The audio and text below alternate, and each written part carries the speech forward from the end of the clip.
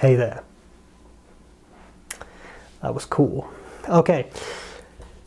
Today we have Opus 88. This is the famous Opus 88 brand from Taiwan. Opus 88 makes pens that I really like. They do good stuff. It's a one-way shut-off valve, so that means to fill it up, you unscrew the section, you take an eyedropper, you fill it with ink. There is a mechanism here which allows you to regulate the ink flow, make it drier or wetter. If you leave that closed, at some point it'll stop writing because there's no more ink flowing into the section. And this is the Fantasia. And the Fantasia is a small pen. It is tiny. Well, not tiny, but it is small. And this is kind of a pocket pen, and pocket pens are fun. People love pocket pens. People go berserk over pocket pens. Tell me about it. And therefore I thought it would be fun to review this. So I went to my main man, Joost, and I said, Joost, Opus 88. He said, yeah. I said, Fantasia. He said, yeah. I said, could I have one? He said, yeah, I guess. And he put one in the mail. Wonderfully enthusiastic response. I'm just joking. He said, no, of course. And it's a lovely pen. So that's it. I'm going to cover the parts of the pen. I'll do a writing sample. I'll tell you what I like about it, what I don't like about it. And they're fun. They're fun pens. So let's have a chat about this. Opus 88. Beautiful box.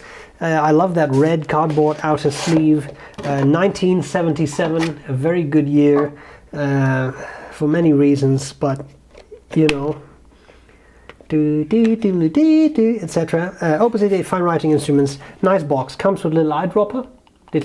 Very useful. And Fantasia eyedropper. Very nice little booklet. It's almost like a card stock. Very nice. I should zoom out more. I do apologize. I'm sorry. Filling instructions and all, but as I said, it's almost card stock. It's very very nice. Feels very luxurious. And a little magnetic closure. Okay, then we have the actual pen. I can't get, there we go. I couldn't get it in for a second. Here we go. Opus 88. This is an interesting pen. A smaller Opus 88 pen, usually they are relatively big. This is more of a pocket pen. The Fantasia. In blue there are different colors available, but this is the blue. You have extra fine, fine, medium, broad, and stub stainless steel nibs in number 5. The cap is ebonite. The barrel is resin. It has a one-way shut-off valve filling system and a 2 milliliter capacity with an eyedropper included. There is an ink in there, my ink, B.R.E. Brown, so it's definitely translucent. If I hold it up to the light, I can see inside, but it is quite a dark plastic. Let's cover the parts of the pen. So on top here we have the Opus 88 and Fantasia name in the steel. I think it's some sort of steel finial with this ridge.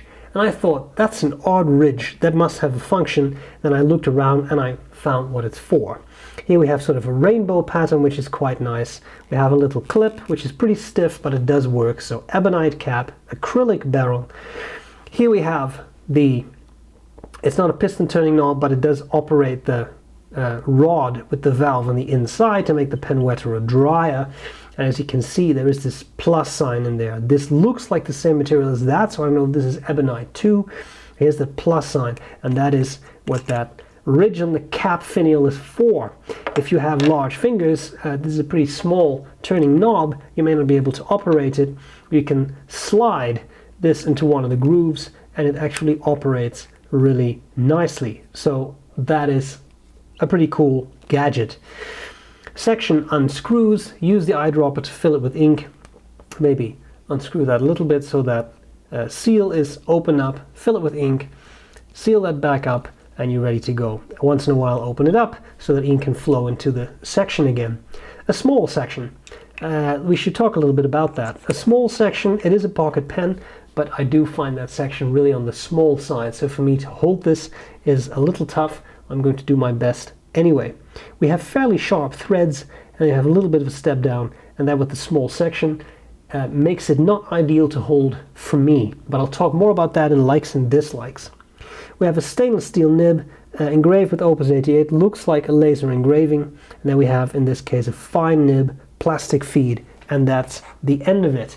let's do a writing sample and see what we can accomplish. Opus 88. I spat on the paper, I'm sorry. Fantasia. This is a fine nib and the ink is S.B.R.E. Brown, the one and only.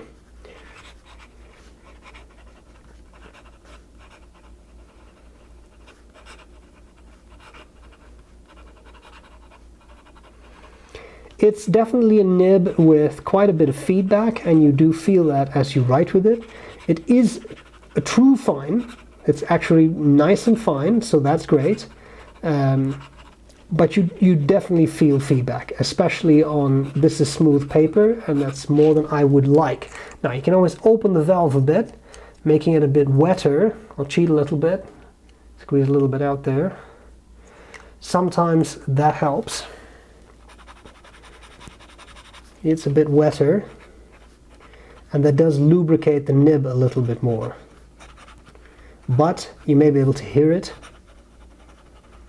It is a fairly scratchy nib. I still like it. I don't find it unpleasant, but it is a lot of feedback, so that's enough for me to call it scratchy. Okay, reverse writing. You start off with something that's already quite fine, and it doesn't really work well, as you can see, right?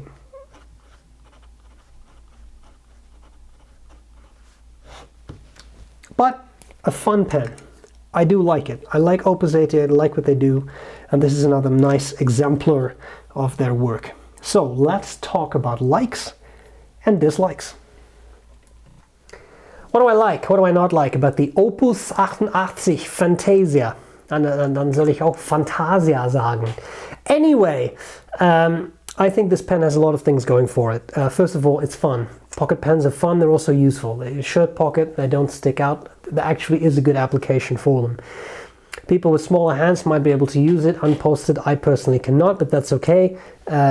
Threaded cap, brilliant. I like that. I know some people don't like that, but I mean, some people just can't be pleased. No, I'm just kidding. I mean, different things work for different people. I love this. Secure posting, and then you have a full-size pen, pretty full-size pen. Not bad at all. Nib is fine. I prefer their broad nibs. It looks like a Jowo nib. This one is definitely fine. Little scratchy, but that may just be a lot of feedback because it is very fine. I don't find it unpleasant, but you do feel definitely a bit of feedback. I love this little cap tool, the simple thing they made. Tiny little button, or sorry, turning knob, saves space. If you have large fingers, it could be a little hard to grasp.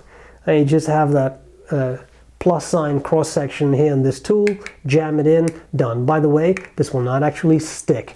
I think it would be super cool, and I am actually serious, if this would be metal, this would be a magnet, you could post it that way, because I've never ever seen anyone do that, and although it would be completely useless, I think it would be cool. Okay, so I like that. For the price, I know it's 89 euros, that's not cheap, this is not in the 20, 30, $40 range, but I will say for that price, I find it a solid pen. Everything works, the tolerances are good, there's no big gaps anywhere, it writes nicely. Yes, this one is definitely feedbacky, but hey, it is a very fine nib. Then I could have requested a medium or a broad, and you can even get an extra fine or a stub. So I mean, I think all that is really nice. I think it's cool. Filling system is cool, especially at this price. Don't forget, one-way shutoff valves are very easy to find on Japanese pens, but a lot of those pens are $1,000 or more. At 89 euros, I don't think this is a terrible deal. And don't forget the 10% discount if you click the banner on my website at Appelboom, right? So that knocks off a bit more. Things I don't like. There really only is one thing. The nib, I'm not going to say it's too scratchy or whatever, because again, it's a very fine. This is what you get in some fine nibs. They have more feedback. There's less tipping material to polish. I fully get that.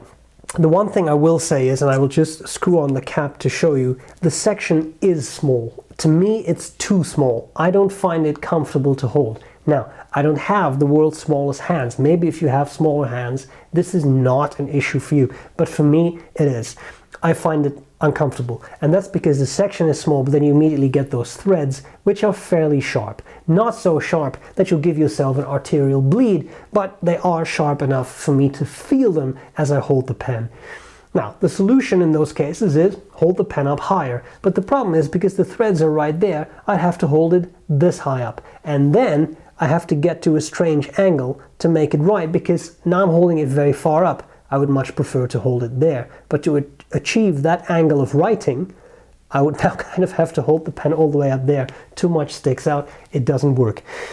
This is very idiosyncratic, so I would really encourage you to try out this pen if you can in a brick and mortar store, in a pen club, at a pen show.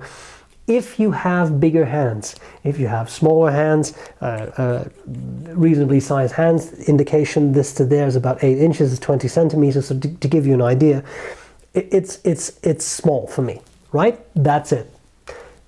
If your hands are a different size, you may not have that issue. That's really all. I find the price fair. Yes, it's a steel nib, but for that filling system, that ink capacity, the cool thing in the cap, all that working out, I think, yeah, that is a fair price to me. Okay, a very kind thank you to Joost for lending me the pen. I really appreciate it. I hope this was useful, and I'll gladly see you later. Bye-bye.